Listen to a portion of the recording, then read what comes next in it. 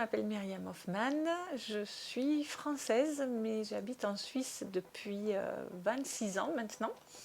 Et ça fait également 26 ans que je fais du conseil en images. C'est une activité professionnelle qui consiste à aider les gens à mieux se présenter par un choix de couleurs, de vêtements, d'accessoires, de coiffure, de maquillage, enfin, de façon à ce qu'ils se sentent mieux, qu'ils agissent à la fois sur leur bien-être psychologique, parce qu'en se sachant bien présentés, ils ont une meilleure estime d'eux-mêmes, mais également en agissant sur leur porte-monnaie, de façon à ce qu'ils apprennent à acheter moins mais mieux.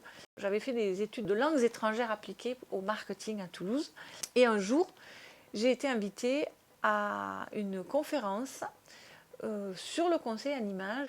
Comme j'étais très coquette, ça me parlait, mais je ne voyais pas en quoi ça consistait, mais je ne sais pas, j'y suis allée. Et là, donc, la consultante en images en question qui nous avait invités, elle a pris quelqu'un parmi l'audience et elle a appliqué des couleurs sous le visage de cette personne.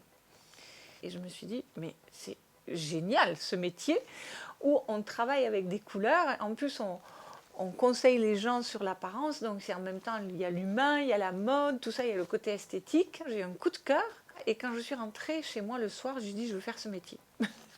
Et s'il n'y avait pas eu ce déclic autour de la couleur, bah, je crois que je serais encore comme une âme perdue à me demander ce que je fais sur cette planète.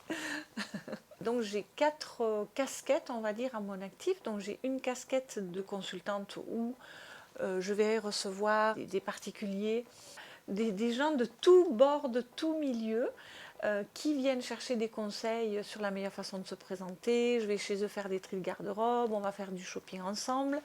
Et puis j'ai une deuxième casquette de formatrice où là j'interviens plutôt dans les entreprises pour sensibiliser les collaborateurs à l'importance de l'image, à l'impact de la première impression, tout ça. Et j'ai une troisième casquette puisque j'ai aussi une école dans la mesure où je forme également des gens à ce métier.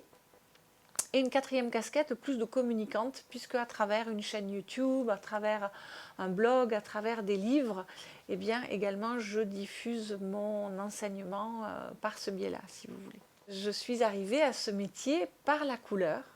Ce qui s'est passé, en fait, c'est que ma passion des couleurs m'a amenée à lire divers ouvrages sur la couleur. Et donc, ce que j'ai fait, j'ai compilé toutes les informations, toutes les connaissances relatives aux 12 principales couleurs, donc les 7 couleurs de l'arc-en-ciel, le brun, le rose, le blanc, le noir et le gris. Et tout ce que j'ai pu trouver comme information sur ces 12 principales couleurs, je les ai rassemblées dans un nouveau livre qui au départ d'ailleurs était un site internet. J'ai aussi fait beaucoup de recherches sur l'histoire de la couleur, enfin tous ces gens depuis les siècles qui ont mené des recherches sur la couleur, dont il y avait toutes sortes d'informations dans ce site internet sur la couleur. Et aujourd'hui, je les ai transposées dans un document que l'on peut retrouver sur mon site internet, donc un document de 140 pages à peu près, qui est magnifiquement illustré avec de belles photos sur la couleur et sur les effets à tous les niveaux de ces 12 principales couleurs. Il y a la dimension symbolique de la couleur, c'est-à-dire quel effet elle va avoir sur nous au niveau psychologique, et il y a la dimension physiologique de la couleur, c'est-à-dire l'effet qu'elle va avoir au niveau de notre corps humain, si vous voulez. Et donc, moi, j'enseigne plus la couleur au niveau esthétique. Mais ensuite, comme je vais donner à mes clients tout un ensemble de couleurs, c'est-à-dire que je ne vais pas dire à quelqu'un, ben voilà, vous, il vous faut porter du rouge et puis il ne faut pas porter du jaune. Ben, en fait, la personne peut porter toutes les couleurs de l'arc-en-ciel, sauf que ça va plutôt être dans un type de tonalité, dans un type de caractéristiques colorimétriques. Et donc après, à elle, en fonction de son ressenti, si elle se dit ah bah aujourd'hui j'ai plutôt envie de m'habiller en fonction de l'humeur, de mon ressenti, du temps ou que sais-je, en jaune plutôt qu'en rouge, mais elle va aller chercher son jaune à elle, voyez, ou son rouge à elle. En fait, je travaille avec les 6 caractéristiques des couleurs que sont le sombre, le clair, le chaud, le froid, le lumineux et le mat. J'ai des tissus qui ont ces 6 caractéristiques et c'est tous les mêmes couleurs. Donc j'ai 6 verts, 6 bleus, 6 rouges, 6 jaunes, etc. Et ce que je vais faire, c'est que je vais appliquer sous le visage de la personne, par exemple, un vert foncé, un vert clair. Et on va se rendre compte que systématiquement, il va y avoir un type de couleur qui va flatter la personne, qui va lui donner du peps, qui va lui donner du relief, qui va générer une harmonie, qui va lui donner bonne mine, qui va lui donner de l'éclat, etc. Et donc on va se rendre compte qu'en fait, que si par exemple vous êtes flatté par des tons sombres, ben, quelle que soit la couleur qu'on va appliquer sur vous, on va se rendre compte qu'un ton sombre pour vous est plus flatteur qu'un ton clair. Donc on va opposer le sombre au clair, on va conserver une pile. Ensuite on va opposer les tons chauds et les tons froids et on va se rendre compte qu'il va y avoir une pile qui est plus flatteuse que l'autre. Et ensuite on va faire la même chose avec les tons lumineux et les tons mat. Et du coup on va se retrouver avec 3 caractéristiques différentes. Et ensuite ces 3 caractéristiques différentes, on va les classer par ordre de bienséance si vous voulez. On va se dire mais de ces 3, véritablement, quelle est la plus flatteuse, quelle est celle qui vient en second, quelle est celle qui vient en troisième. Et là, on a un diagnostic couleur. Moi, je suis une accoucheuse, si vous voulez, c'est-à-dire qu'en fait, je leur montre des couleurs et eux, comme moi, ils voient dans le miroir ce qu'il y a de mieux. Donc moi, je suis juste là pour tenir les tissus. À moins de faire une analyse de couleurs comme ça, personne dans la vie ne nous enseigne à faire cette expérience.